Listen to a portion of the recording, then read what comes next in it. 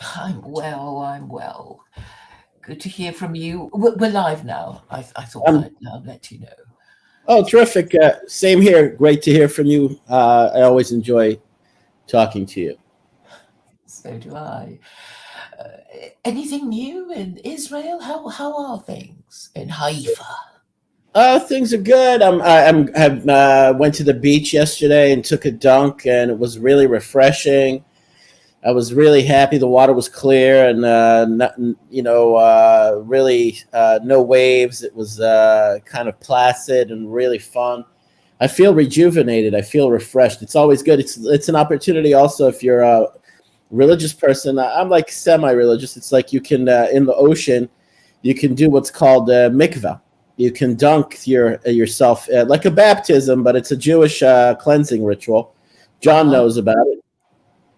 Men can do it. Women are supposed to do it after menstruation, and they're supposed to do it also prior to their wedding night. You immerse yourself in the water 3 times, Uh-huh. and it's supposed to be a spiritual cleansing. You can do it in a river, you can do it in the ocean, and you can do it in a stream. It has to be living water that's flowing. That is has a source and it flows out to another source. It can't be still water. It has to be sort of living water. It could be salt water or fresh water, and it's very rare, rejuvenating. Whenever I get a chance to do it, it always makes me feel good.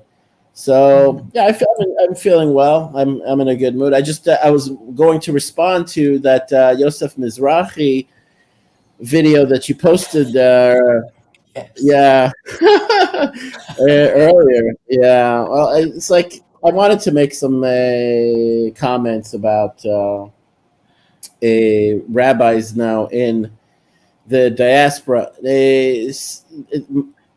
My rabbi, Rabbi Nir Ben Artzi, who's in Israel, said this many times now about the diaspora Jews living outside of Israel and their rabbinical leadership, their community leaders, or the rabbis in charge of them, Mm. especially them. I mean, Rabbi Yosef Mizrahi uh, does a lot of good work, and he comes to Israel and he does provide Torah lectures all over Israel. So he has his feet in both countries, but at this point he's indecisive. I mean, his choosing to remain in the diaspora, in the exile over there, if it is about his livelihood or his reputation or his popularity or the name he's built for himself, it goes against what my Rabbi Nir Ben Altzi, has been warning and saying for the longest time. And he's been saying this very openly, that the rabbinical leaders living outside of Israel are living without a God. En laem Elokim. And they have no wisdom, they have no knowledge, they have no nothing, no Holy Spirit, nothing. Well, they're certainly not living in a righteous Gentile nation. Is there some rule about? Actually, the early Daka thing, like Jews aren't supposed to live in, become citizens of cities that have gone astray. Yes. The thing is, they find a way to rationalize and reason as to how and why they should stay there. Despite the fact that what I've been hearing is that the violence is getting really out of control in New York, that people are really afraid to leave their homes. At this point, it's Wow. not about work, it's not even commuting to work.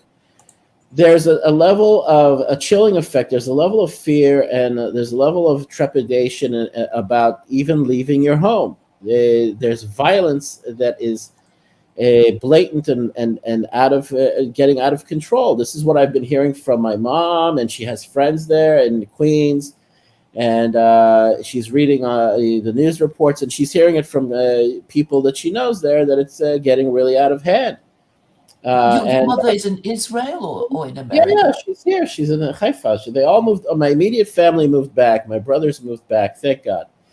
I have Mm. less to worry about. I have relatives there, still aunts and uncles and cousins. And Mhm. at this point, it's like criticizing Rabbi Mizrahi for his sort of like his lack of style. He has. I mean, he's a good teacher. He does. He's long winded. He tends to be boring, and his Oh, do you English is find that I love his stories? I think he not. tells a good story. He tells good stories, but his English tends to be annoying. His accent is Mm. really annoying, and he kind of gives he gives the wrong example to the Jews in Israel and to the Jews in America What by do you his mean by the wrong example? the wrong example by his being sort of like a commuter between both countries. Giving the false impression that it's okay to continue dilly dallying between Israel and between the diaspora, between the exile. At this point, the message should be clear to the Jews living abroad: is that they are in the wrong place and that they are required to be in Israel. When the time runs out for them, it will be painfully clear that they will have to come to Israel in a very forced and a unpleasant way. We talked about this several times, and so he gives the wrong impression. He sets the wrong example. He's not somebody that I look up to because he refuses to return to Israel permanently. He should set an example, sell everything he has in New York or in Muncie or whatever, give all of that up and return to Israel. Set an example for your congregation, set an example for the people that look up to you, but he won't do that. And so I mean, I don't want to be overly critical, but I don't really admire him. I listen to him. I listen to a lot of his arguments. He makes good arguments against Christianity, against idolatry, against the stories coming out of Christianity from the Gospels. I mean, he has to defend Judaism. For that, I will respect him. I will give him credit and kudos.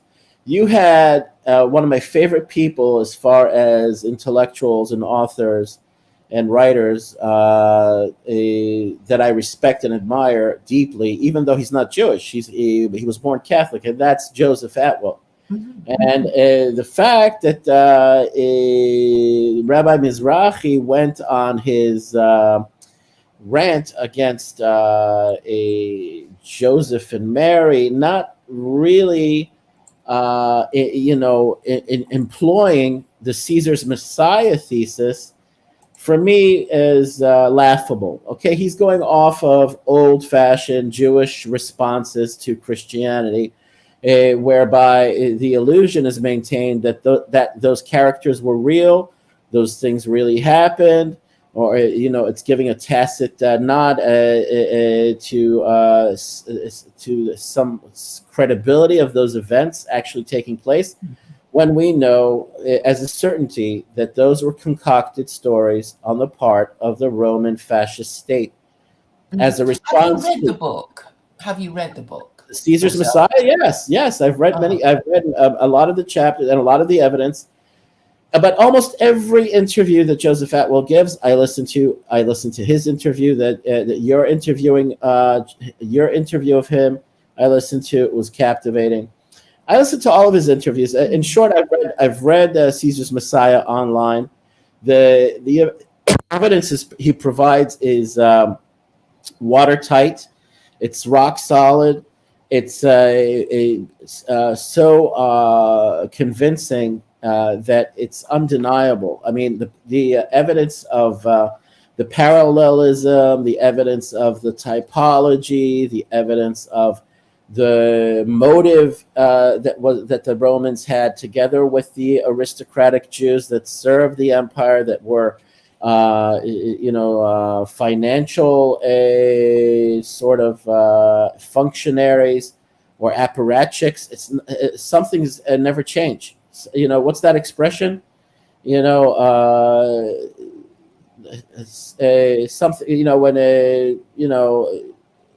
When you say that things change, but some things never change. You know what I'm saying? You know what I'm Oh, getting oh at. yes, the French thing. I can't say it. The more things change, the more things stay the Right, same. thank you. Right, exactly. The more things change, the more things stay the same. So it is written in the book of Genesis, the early stories of a, the patriarchs when it comes to Isaac, Jacob, and Esau.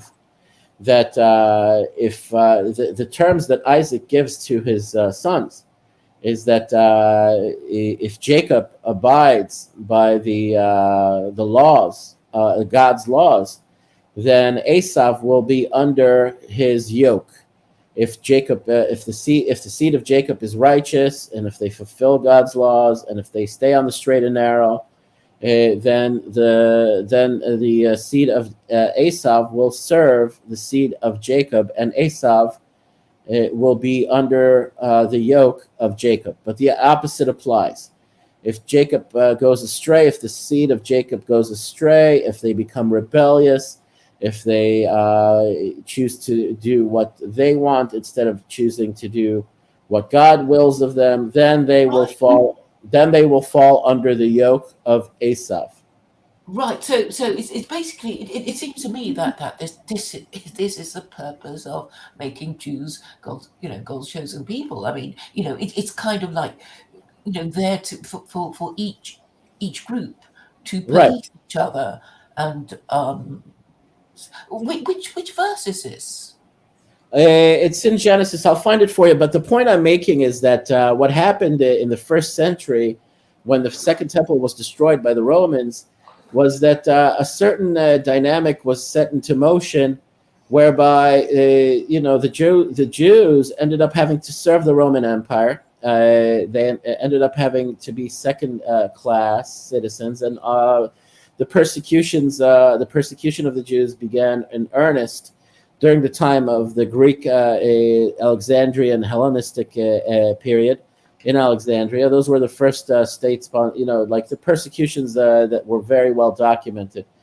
Mm-hmm. And because the Jews refused to assimilate into pagan idolatry, into the Greco-Egyptian idolatry of the time of the Ptolemaic Empire in Egypt. But so it rolled downhill when it came to the Romans, because the Romans were more keen on the Greek culture and on Greek idolatry and Greek values. So Judaism rubbed them the wrong way. But so what happened? What transpired was that eventually the Jews found themselves under the yoke of the Roman Empire, and the Roman Empire is in our tradition is 100% identified as Esau, and Christianity comes out of the Roman Empire and out of Rome. So we see them as the children of Esau, and we've been under their yoke for 2,000 years. Mm-hmm. Under the yoke of a false religion that tried to co-opt our religion, reinterpret it, reshape it, and subsume it, and use it against us, which is like the ultimate insult, the insult beyond all insults. And it's like it's been ongoing for 2,000 years. This is a great injustice. But I said it because the dynamic that I mentioned is what has been basically the terms. We've lived under those terms. Israel has went astray. Israel, the children of Jacob, the seed of Jacob, somehow earned this harsh judgment, whereby the children of Esau have an upper hand over us. We serve them. We live under their yoke, under their sovereignty, under their will. Israel still has to make considerations as to what Europe thinks, what America thinks, what the West thinks.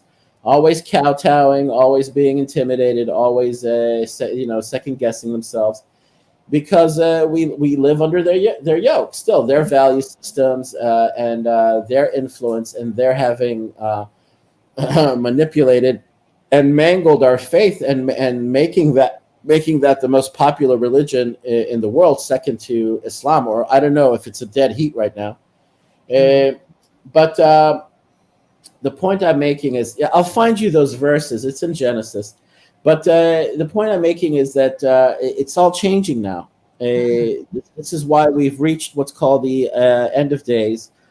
It's the end of the rule of Edom, the end of the rule of Esav, and that's what end of days always refer to. It's found in the book of Daniel. The last beast is Christianity and Rome. It's the Roman. It's the Rome taking on all these different shapes and forms, and throughout history, shape shifting and morphing into all these different kingdoms and empires. It's survived from the first century in one form or another. That's what Daniel's prophecies were referring to. And of course, the Christians take that and reshape it, reinterpret it, retranslate it, mangle it, and make it fit their interests and perspectives on history. We obviously see it differently, and we can't take them seriously. But because they had such a grip on power and the ability to what's the word dispensations and to dispersing the information, control of information, censorship, or basically having the power to enforce their will on the minds of the masses that they were in charge of, where we they have little empires. Yes, and we were always a threat. Just our existence and just our believing in what we believed in was a threat. That's why the Jews ended up being kicked out and pushed around all over Europe. It wasn't because we were undermining them deliberately. It's just because our religion and our faith and our belief system undermines Christianity by default. It's a de facto undermining of Christianity. And they couldn't stand that. That's why the Jews ended up being kicked around all over the place in Europe. So when anti-Semites and Nazis and neo-Nazis say, well, you were exiled and kicked out of so many countries, there's something wrong with you. Because they're boorish, they're idiots, they're morons, they're ignoramuses. But the point being is that the time allotted for the Jews to suffer this kind of humiliation was unknown. All right, there was a lot of speculations throughout history. A lot of people got it somewhat right. They were talking about this time period. It's found in the Gemara and the Talmud that we would see these kinds of signs of complete and total social degeneration, of what's happening now with inflation worldwide. This kind of phenomenon, a lot of pieces are falling into place as far as making a sense of it and having a clear picture of all that was described. It talks about we would have a kind of government that we have now. It's called Memshelet Zadon, a malicious government, a hateful government, and this is also in the wide spectrum of governments worldwide that especially in the West and Europe and in America and Canada. The governments are despised. They're seen as malicious. They're seen as malignant. This is a major sign. We find it in our Talmud. All the pieces have fallen into place. But the point I'll go back to Mizrahi, Rabbi Mizrahi. I mean, everyone has the right to speak. It's still a free speech. It's still I'll defend people's right to free speech and free expression. But I think he's doing more harm than he's doing good, because he's somewhat of like, he's sharp, he's witty, but he's a bit of a pseudo-intellectual. His delivery is really annoying. His ability to communicate in English is not that good, although he tries. Well, he said he could barely speak English when he first arrived in America. Right. But he doesn't get. I mean, he's okay, but I don't appreciate his signaling the wrong message to the Jews of the diaspora. Well, he has told them to, sell up their, apartment buildings and stuff. He did. Yeah, he did. I remember, said, you should sell up if you can, but obviously don't come here if you really haven't got anything. Right. Yeah, he has been telling them to. Because he's saying, oh, well, I know your apartment buildings, you rich ones, it's going to take a while to sell, quite a Right. few years, in fact. So, I'll make allowances for that. And also, he says the immigration department of Israel is not exactly looking well disposed towards To Orthodox Jews. accept. Right. Um, Well, so, that's so true. he has They give got they some give they give a hard time to a lot of Jews that want to come back to Israel. That's why we have non-governmental organizations that are, I'd say, working in hand with the immigration department, in trying to help Jews that really want to come back to Israel. And I use this organization. It's called Nefesh B'Nefesh, and there are many other organizations that are sort of like arms of unofficial arms of the immigration department in Israel. There's a lot of infighting in Israel's government and politics and culture. But if Jews really want to come back, there's not much holding them back from coming here. It's just that they know that they'll be given a hard time. That and they'll have ask for documents that they don't possess. right. No, but I'm hearing more and more English on the streets of Haifa. I just passed yesterday a girl that looked like the dead spitting image of Jennifer Grey. I was going to tell her, it was like she was on the phone just rambling about, again, within the government buildings with documentation, getting things straightened out. I was gonna approach her. I was gonna tell her, you are the spitting image of Jennifer Grey from Dirty Dancing. But American Jewish girls, you know what I'm saying? And I'm hearing them. I suppose a way of doing it would be to just go to Israel on a tourist visa and stay on. And a lot of them do that. They do that. A lot of them come here just to feel the waters on a tourist visa, and they end up staying, and they don't really make a big fuss about it. They just adjust, and good for them. But and I'm in full support of it, despite the fact that it's difficult at first. I mean, there's an adjustment period. But what my rabbi said is that those that delay, those that just dilly-dally over there, when they're forced to come back here, they'll have a year or two of what's called a correction, a tikkun.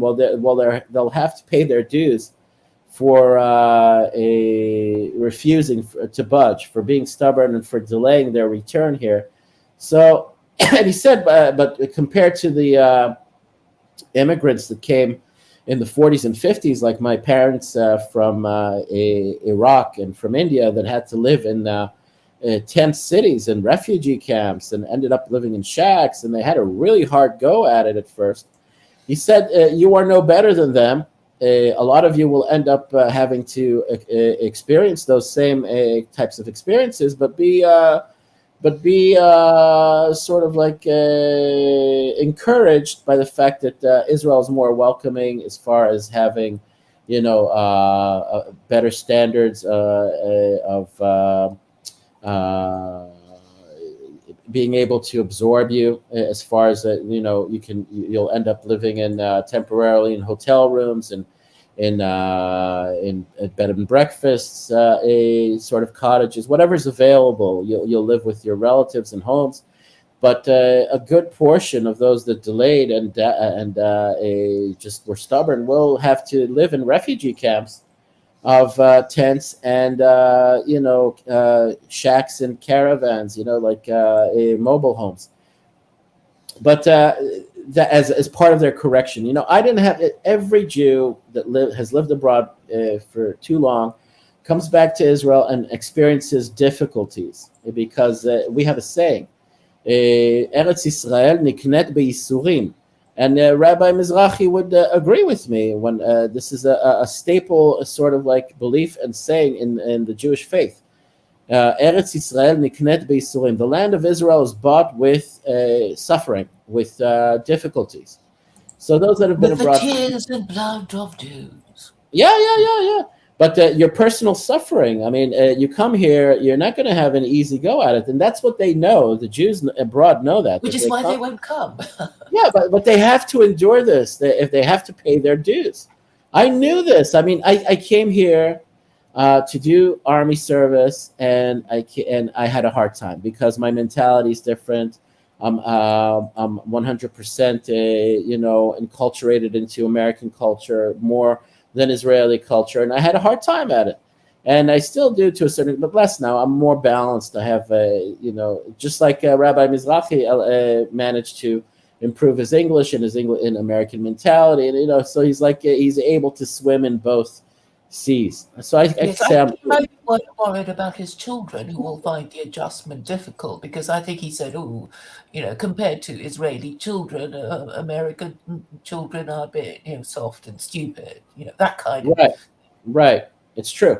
The behaviors here and the attitudes here are very sort of like cut and dry. There's no fooling around. It's like there's no nuances. Israelis are not nuanced. That's the one thing I can't stand. Sometimes I'm nuanced. Sometimes my humor is nuanced. Sometimes my speech is like, they don't have that. It's like less of that here. It's more cut and dry, but it tends to be annoying. It's like it's a bit of a lack of sophistication on their part, but you get used to it. But we call it here tachlis in Yiddish. Tachlis, it means tachlit. Bottom line, in your face. No Right. fooling around. But the point I wanted to make was it's like they know they're going to have to adjust and it's going to be hard, but it's better to do it now while it's less difficult because before it's forced upon them, before it's heaped upon them. And that's where I was going to take this discussion is that I'm hearing all sorts of rumors. It's not rumors. These things are happening now in China. That you have since April certain banks in the Henan province have frozen tens of thousands, if not hundreds of thousands of people's accounts since April. And there have been protests in the big cities where they have their version of the FDIC in China. And I saw this on recent videos that were just posted today. I wasn't aware of that. What's that about? Do you know that this a blogger, not a blogger, but a YouTube personality in London, from London, Maneko64? He does a lot of economic analysis and commentary. I heard it on his channel, and I heard it on another guy's channel. Nobody special. There was a few channels, and also on Zero Hedge.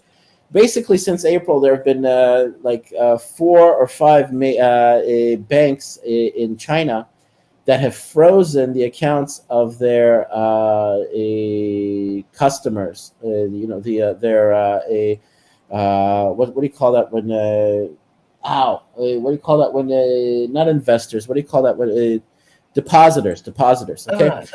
So they gave them the excuse that they're having technical difficulties at first, and that they were overhauling their computer systems. But this is since early April, and still people haven't had access to their money, and they're not letting depositors withdraw their money. And there are police officers in front of the banks now, not letting people approach or attempt to withdraw their money. And so protests erupted in government office buildings that are responsible, like the FDIC of China. And I'll find you this video, but there were police officers dressed in civilian clothes that ended up arresting people, for protesting and taking them away. Plainclothes officers. That's the expression I was looking for. Mm-hmm. This Moneko is 64 is saying that the UK economic collapse is underway, and he's also talking about Credit Suisse. Tuesday, May 31st, 1 second, I'll give you 2022. I'll give you the link here. Maybe we'll find a certain portion of what he said that is convincing as far as all the intrigues. But there's a bank called Credit Suisse from Switzerland that's also facing liquidity problems, and they're not admitting to them. and things can also develop in Europe that are similar to what's happening in China. The major banks in China are still not facing the kind of situation that these other banks that are more local banks, but they're large enough that tens of thousands of Chinese have lost access to their deposits in the billions of dollars, Mhm. or in the billions of yuan, if you want to call There it. is a credit bubble in China, yes? Yes, yeah, and I think it's a result of Evergrande and all the other real estate developers going under and having economic issues, as far as having to be rescued, having to be bailed out. And here I'm going to put the link to nobody special here. This guy's a nuclear engineer, and he does economic analysis and commentary. He's saying that banks are showing early signs of a crisis, and he's talking about China and Credit Suisse. Several local banks in China have frozen customers' accounts for over a month, and now Credit Suisse is rumored to be in distress, looking to raise capital by issuing new shares or selling off their asset management business. Are these the early signs of a banking crisis forming? That's what he talks about. That's what he's analyzing, and I'm going to add the link here so people can get a look at these YouTube commentators and analysts. Basically, what I'm saying is that what my rabbi's been warning of for the longest will take form, and there were other episodes in the past where China was facing bank runs on their major banks, and they had to bail out their big major commercial banks. And what happened, as in not such a coincidence, was what happened, the pandemic, the plandemic, and things were swept under the rug and controlled. All right, so I don't know if I'm allowed to say that. I didn't say anything too controversial there, right, Claire? Yeah, I think that maybe we should be careful. Sorry, yes. So, Yeah, but anyway, something to do with hmm, banking with the cough or something. Did you? right. I said, are we allowed to use the word pandemic? I think we are. We just can't say things about the vaccines. All right, no I problem. So believe. I don't even know, but I think if we show great caution, we should be able to negotiate this yeah, properly. no, I think yeah. we're not supposed to say that, that the vaccines All are right, so bad. I'm I keeping think away from that. that's what I'm trying to say. I'll self censor. I don't care, but people understand what I'm talking about, and a lot of people in the know, like one of your viewers and commentators, Jay Walker. He Mhm, knows exactly what I'm talking about. He's in the know. So mhm, the thing being is that what my rabbi has told and warned of can transpire sooner than later, whereby banks in Europe will be facing liquidity problems. They're over leveraged, and this a character that goes by the name of Nobody Special. I think his name is Dan. He, along with most analysts and most very credible analysts, have always predicted that the financial crisis and the banking crisis will rear its head in Europe before it rears its head in America. And my rabbi has been giving me clues and signs that he is agreeing with those sentiments, and he's saying the same thing. It will start in Europe, and then there will be contagion and to the rest of the Western world, into America, into Canada, mhm. because the banking systems in Europe are far more fragile, believe it or not, than even in America. But there's a lot to be said about what they talked about Deutsche Bank, but now he's saying he thought that everybody thought that Deutsche Bank would go under first, but it looks like it could be Credit Suisse, people thought the Italian banks, but all these banks got bailed out, whether it was backdoor bailouts or secret bailouts or under the table bailouts. But what's happening in China is that these banks that are failing are bailing in, and that's why they're not letting their depositors have access to their cash. What do you And mean by bailing in? they're taking the depositors' money. This happened in Cyprus also in 2014. Ah, yes, I All right. remember.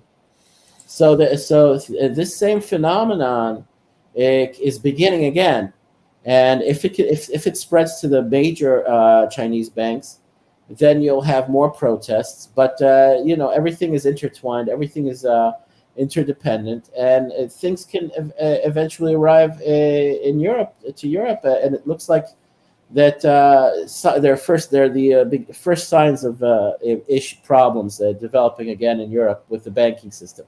It's not the first time that this has happened. There have been many rounds. There have been many cycles in the past where there was a lot of speculation that Deutsche Bank would be the first to go under. Their stock prices were in the single digits. They looked like they were going to turn into the next Lehman Brothers, and there was a lot of talk about them failing.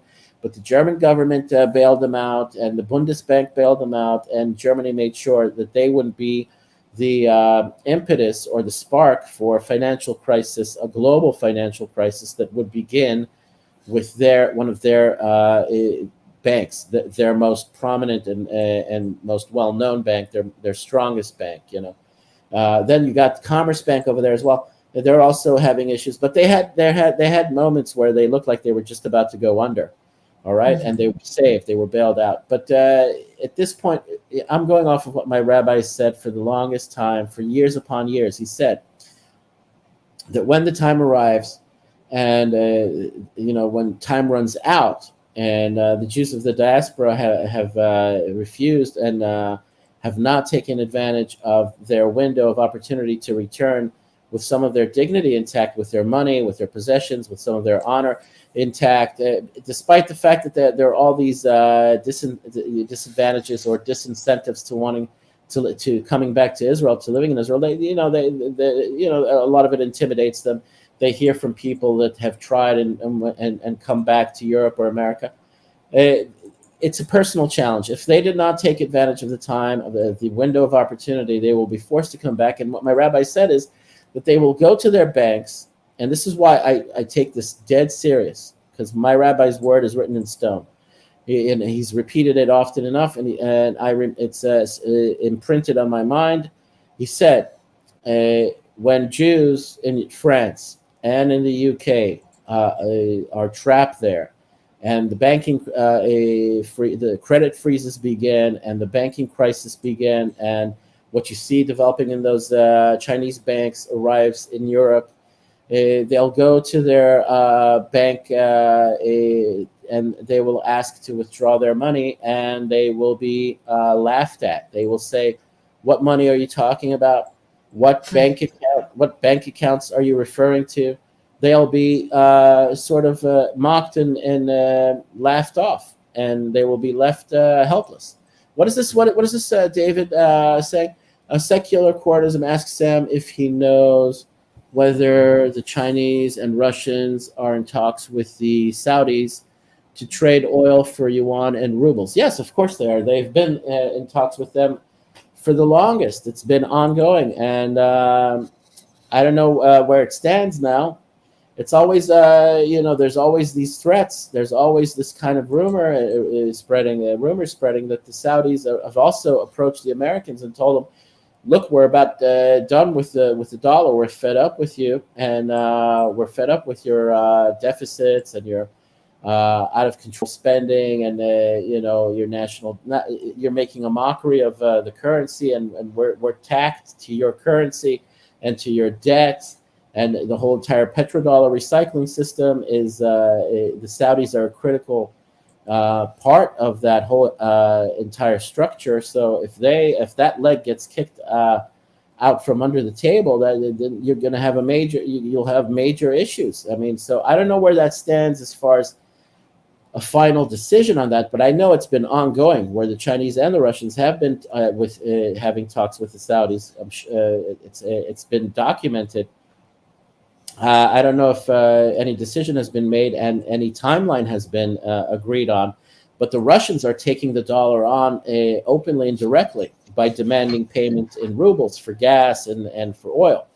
And guess what? The Dutch have had their Russian gas and oil cut off today. And yeah, yeah, yeah. And a lot, and the EU bureaucracies, or the government is in Brussels, is saying that there's going to be a Europe-wide ban on Russian gas and oil. And yeah. I mean, I read that today in the reports that's what they're planning on doing. They're speaking for Germany now. The government in Brussels is speaking on behalf of Germany. I'm sure the Germans don't want their gas to be totally shut off. It'll why cripple. Why are the Belgians? Is it because it's NATO? It's no, the EU is based in Brussels. Right. For that reason, okay. Right. Yeah. But the thing about it is that all these things are coalescing.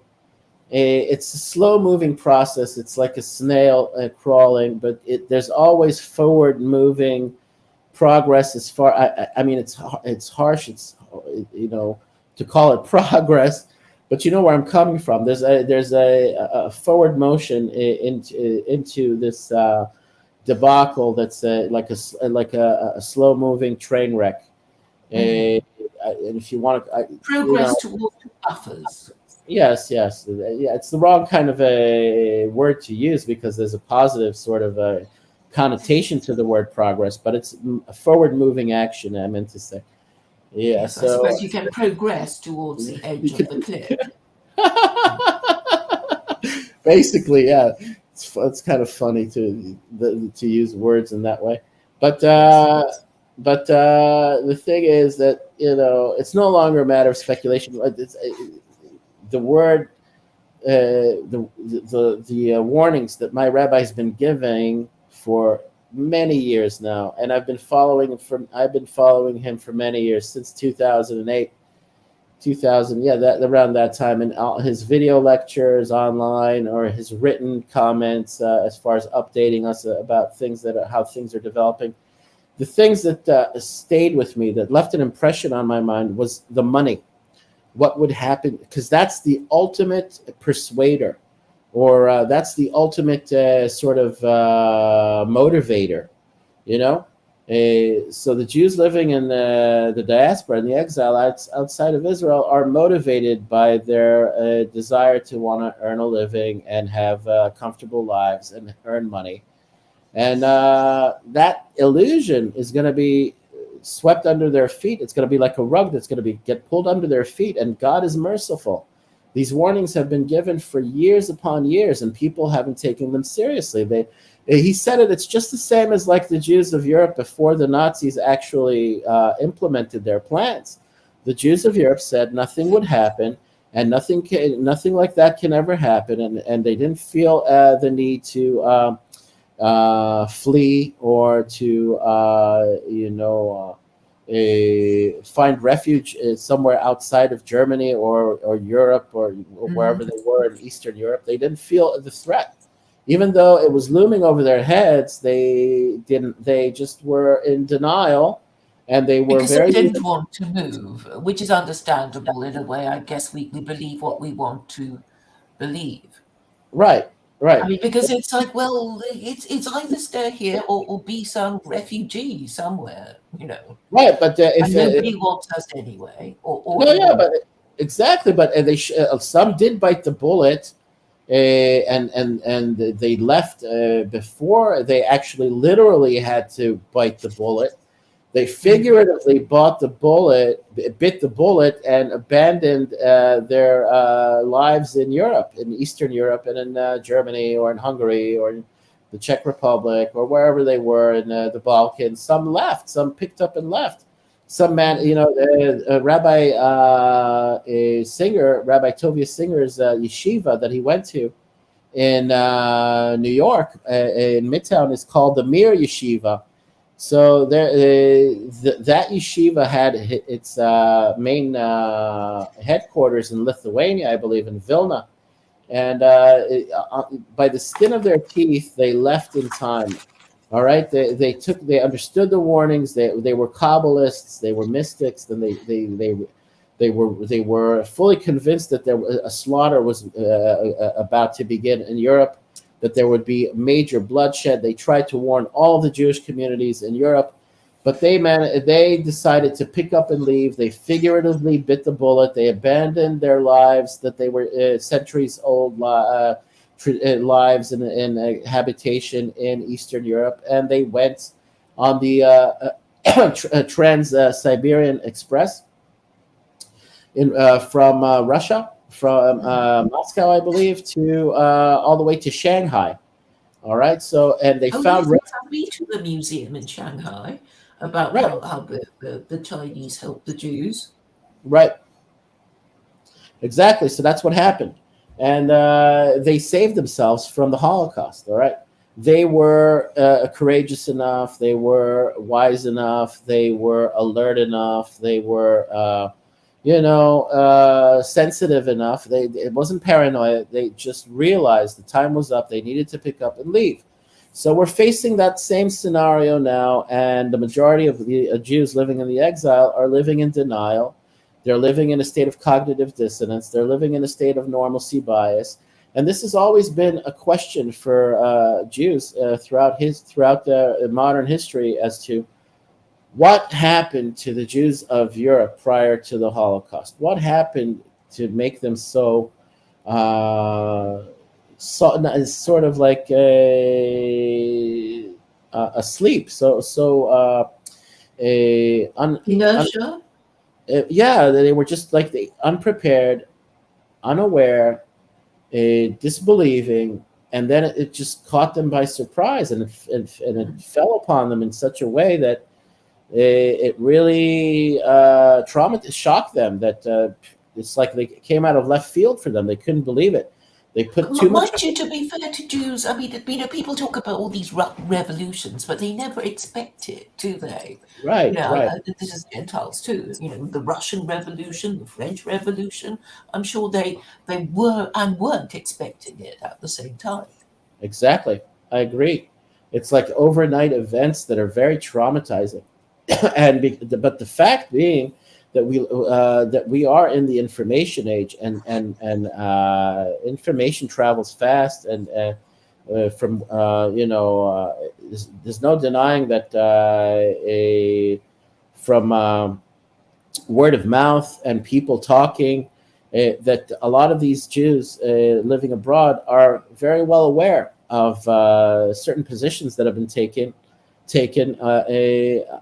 about where we are in history, and they are sort of like indecisive, or they're not fully convinced, and they want to be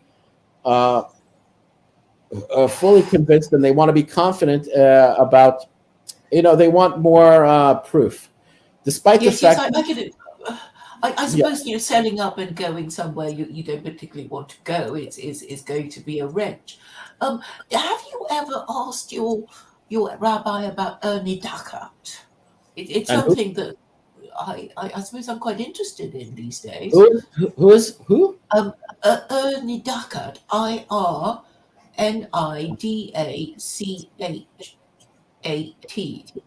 It is a capital Who is it? offense. It's one of those capital offenses in Judaism, and Uh-huh. it is the sin of becoming a citizen of a city that has gone astray, i.e., a city that has gone over to Oh, idolatry.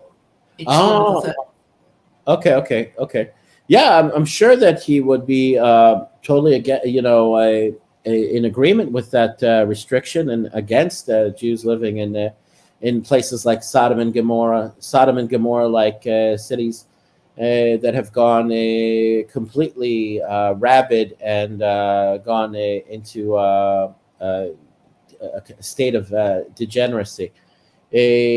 I mean, But we've well, got Tel Aviv is kind of yes, your modern equivalent now. yes. No, I've been, in Tel Aviv. I've gone to the areas where the homosexual communities have made a home for themselves in certain parts of Tel Aviv. Okay, and I can tell you that a lot of the straight heterosexual residents of Tel Aviv are not that tolerant of them. They just don't speak out against them so much. They just they are sort of intimidated, and it's kind of like an Sorry, unspoken. who's intimidated? The straight people of Yeah, Tel Aviv? yeah, yeah, yeah, yeah, Really? yeah, for sure. Because there's so many gay people that they Yeah, don't get. yeah. They turned it into a gay mecca. It's a gay Oh, mecca. It's like Europe knows that Tel Aviv is a gay mecca. A lot of European men come to Tel Aviv to have sex with Israeli guys. It's like it's disgusting, but sadly, because out of political correctness and intimidation, a lot of the straight heterosexual people living in Tel Aviv are intimidated. They don't speak out against it, and not all of them are in favor of it. Not all of them are tolerant of it. They don't like it. All right, so it's not, we get a bad name as far as tolerating so many gays over there, and what they do over there. It's like what they do. Gays are known for being promiscuous and having orgies, and it's like they indulge in random sex with one another. Like it's a form of practicing their sexuality. It's like you know they're far. so they offend against public decency. I Yeah, mean, what because was they it? do it in public, I guess. Yeah, not just about doing it and having public displays, but they're known for not having a what's the word for it when a couple is there's no fidelity there between them. There's Uh-huh. no there's gay couples. There's not much fidelity there. They're always being promiscuous. Mhm, It's not like you have a monogamous gay relationships. The homosexuality that they exhibit is always involved in promiscuity and in random sex with random people. That's what I've observed. mhm. They can I mock me and suppose that there's less reason for them to be loyal to each other because it's not like if you're a heterosexual couple, then there's no you wouldn't yeah, like it if your wife gave birth to somebody else's kid, right, that kind of right. thing. But There's just gays. biology there. There's biological sort of like motivations that compel men and women to be in monogamous relationships where there's fidelity there. If there's children, so there's biological reasons. But gays, it's just known. It's a known fact that Yeah, they're I think promiscuous. pushing the boundaries, I can Yeah, imagine as well. yeah, It, yeah. I Just can by it's like it's it's tainting. It's like give me another word for in a religious context for well, like not just tainting, but there's another good word. desecrating, Desecrating. desecrating. Perfect, Claire. Yeah. So it's a desecration on a grand scale, and there's a limit to it as well. So when it reaches a point where it's no longer tolerable in the eyes of God, I mean, He's allowed for it this kind of desecration of this land that's holy, and they're kind of it is a perversion. It is a sin. It is a restriction, and it's a desecration, and it creates a lot of spiritual pollution. And there's a limit to it. If we reach a certain point where it can no longer be tolerated by God, and we're right about that. We're right about at that point. Okay, so when that day arrives and that time arrives and the judgment arrives, the day of wrath, all of a sudden the money becomes worthless. All of a sudden the banks don't give you access to your money. All of a sudden the Jews in the exile are left penniless and abandoned, and they're on their own, and they have to find their way back here of their own accord, and some will have to be rescued. But my rabbi said that they'll be selling their homes for pennies on the dollar. Some will be abandoning their homes. They won't have access to their money, they'll lose their money, and they'll lose all of their possessions, and they'll return to Israel humiliated and battered.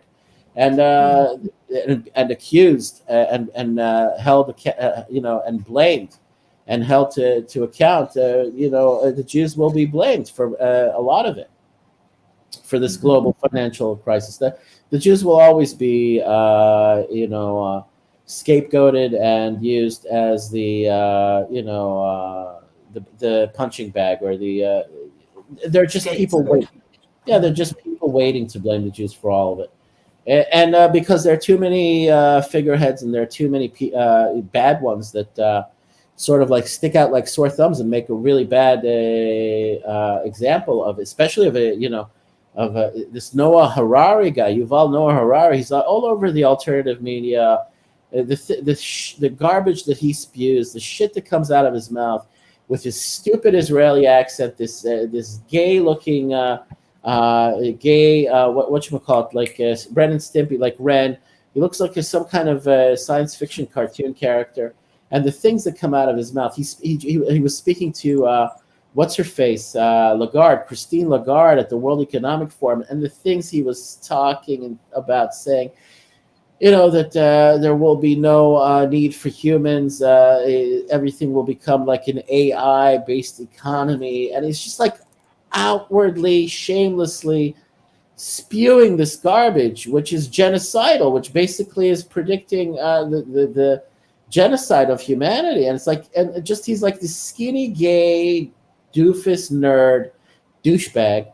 And he's just spewing this nonsense garbage, and it's just giving the world the worst impression of Israelis, because he comes off as an Israeli with his Israeli accent, and so God is willing this. God is making the world resent the Jews and the Israelis for a reason. It's for the purpose of forcing them to ingather into the land of Israel, okay? Because this is the end of the end. We've reached the time written about in the book of Daniel and in the prophets, Jeremiah, Ezekiel, Isaiah, Zechariah, all of them, Joel, Amos, all of them, Obadiah, whatever you want to call them in English. All the prophets point to this time period. And so this is the compelling story about when the money becomes inaccessible. That's the major motivator to pick up and leave, because you're going to have a lot of chaos, and the Jews are going to feel the pressure to want to leave, and they'll leave in desperation. So warnings have been given nonstop. And so I wanted to bring up the case of what's happening in China. And also if you want to post the links that I put up. I have posted the link. Okay, Okay. so which is the one that you the first one or the second that you want to play? You can. I mean, the first one is kind of like he's droning on about how he made predictions about the UK's economic collapse and unraveling. If people want to watch that, Maneco64, he's Brazilian and he lives in London, and he was worked in the city of London as an analyst for a major bank. His analysis is very good. He's kind of long-winded, but it's worth having a listen to. I'd say play the second one, Dan over there, Nobody Special, and he has footage of plainclothes police officers arresting protesters in China in front of the Chinese version of the FDIC, because their money has been locked and kept from them for 2 months almost. How people manage to survive, it's impossible, hard to believe. Go ahead and play that. Okay, I'll do that. It's near the end of it. Right, it's 38 minutes. So what which? I think he was showing the footage somewhere in the areas of about like 22, 23 minutes. See where it takes you at that timestamp. All righty. What 22 did you say? Yeah, try 22. I mean, it's somewhere over there. You could kind of like scroll over it, and you'll see the protests in China. And the arrests and everything. It's not like it's anything new. I mean, the Chinese are very heavy-handed with their people. Yes. Yeah, you could scroll around and see, like, when it gets to the point in the footage where where there you go, that's it, right there, Claire. Very good. Okay. Don't you just love technology when it works in your favor? I do. Right. Okay. No. Sorry. The scene looked chaotic. Now, I just want to give you a little bit of what this looks like. Check out this video, and I can't pronounce his name because I don't read Mandarin. But check out what's going on here. This is the protesters in the foreground. You can see uniformed police in the background here in blue. But all of a sudden, out of nowhere, you're going to see people in street clothes just come in and start grabbing people. Here they are. Plainclothes cops. Grabbing people and dragging them away. That's your Chinese brown shirts is what that is, folks.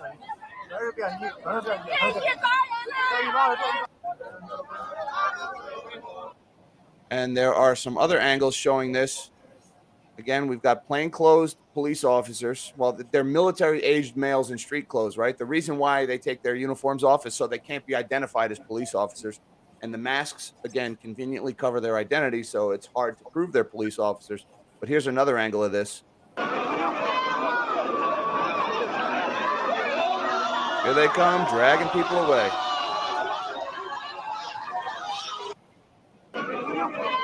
Dragging them away for the high crime of going to the bank and trying to get their money out.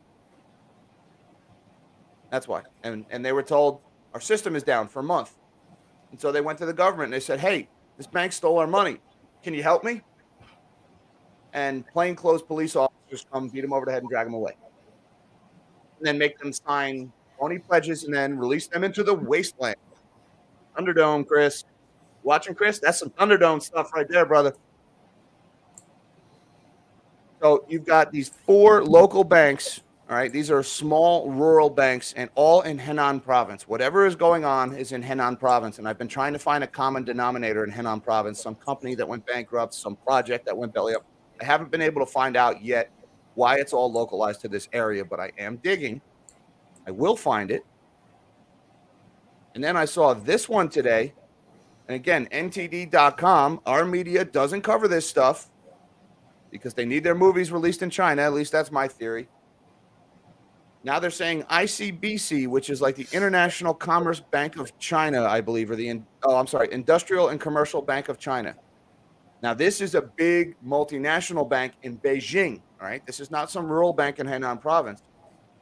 A renowned Chinese multinational bank, but even its branches in China's capital city now may have trouble processing withdrawals. Is it that they're short of cash, or are there other reasons behind the holdup? This is ICBC. This is not a small rural bank. This is a big multinational bank in Beijing. Will not let people withdraw money. Something is going wrong in Chinese banks right now, folks. Something big. And there's Mike Binder again in the super chats. Thank you, Mike, so much. All right, Claire, that should be enough. Models. He says you have to work on your Chinese pronunciation. Seems the NASDAQ. He goes on and talks about the Credit Suisse also having liquidity problems and asking for bailouts, and not in an unofficial capacity. And what raised my eyebrows is that, again, my rabbi said this for so long, and he said that this will be what will compel the Jews of the diaspora, Jews abroad, to pick up and leave. There will be no longer any monetary incentive to want to stay in the diaspora. They'll be left helpless. I mean, it's horrible to say that. It's also going to affect, obviously, the non-Jews, the Gentiles. And my heart goes out to all of them, everyone, but it's out of the stubbornness and refusal of those Jews living abroad to heed these warnings, and these warnings reach their ears in one way or another. They heard this and they laughed it off. They chose to ignore it. They chose to pretend like they didn't hear it, but they will have to swallow their pride, and they will have to swallow their egos, and they will have to blame themselves. None of them will, even if they're caught off guard, and even if this does surprise them and pops up out of nowhere without them having expected it, they will know deep in the back of their minds, in the depths of their souls, they will know that they are to blame, that they are responsible. They will not be able to blame God. They will not be able to blame anyone aside from themselves, because the warnings were given for years upon years. They were given a lot of leeway, a lot of room, a lot of time, a lot of space, and they chose to live in a willful ignorance and denial. All right. So this is a promise from my rabbi as well. He said that when the day comes, all of them, no exceptions, not a single one of them, will be able to blame a God or anyone aside from themselves. And if they are moaning and groaning and bitching and complaining, they will have a much harder time when they are forced to come back here. It'll be for their, if any of them are listening, it's for your own good that you should hear this coming from me. When the time comes and you are dealt this hand, do not dare complain, moan, groan, or gripe at God, because it is you that is responsible. All right. And if you do dare go ahead and, because Jews are like this, a lot of them are like this, they're full of it. They'll complain, and even though if they're wrong, they'll still bitch and moan and complain. If you're bitching and moaning and complaining on the plane over here, expect to have a miserable, difficult time in Israel. More miserable. You'll make your existence here more miserable than it even should be as part of your, debt that you owe to God. Okay, as far as having to pay your dues. All right, this is the process that you will be put through. If you want to lessen your pain, be smart and take it on the chin, bite the bullet figuratively, sell while you can, and come back to Israel. I'm not some snake oil salesman. I'm not a used car salesman. All right, I do have experience as a salesman. I sold Oriental rugs. I sold high-end electronic parts, components in the millions of dollars. I do customer service, technical stuff, all this stuff. I can be convincing. I'm not trying to make you or compel you or scare you or intimidate you into coming here. I'm doing this because I feel a sense of a obligation and responsibility. And this message, when it is transmitted, it also serves to help me, because I'm doing God's will and I'm helping my rabbi, the rabbi who I personally believe is the Messiah, the Mashiach. And so if I help him, it's a great, it's sort of like, what's the word I'm looking for, Claire? A service, or it's a privilege. It's my privilege to repeat my rabbi's messages and have you hear them, have you hear these messages, okay? Because it's manifesting, and you can ignore it, you can turn away from it, and you can pretend like it's not happening, just like the Jews of Europe did before the Holocaust began, just before the Blitzkrieg began, and before the Nazis overran Eastern Europe and started doing what they did, rounding people up and murdering. That's not what's going to happen.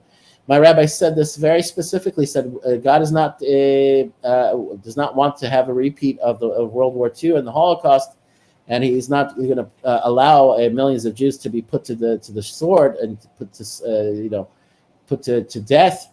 He will just take your money away, take your wealth away, take your possessions away, and leave you stranded and helpless, and you will be responsible for it, and you will have to find your way back to Israel. Some of you will require rescuing, exfiltration, it's called. There's a military nomenclature here for when you get rescued. I forget it. It'll come to me, but it doesn't matter. It's on the tip of my tongue. Egress, like an egress. That's the military expression for being pulled out of a war zone.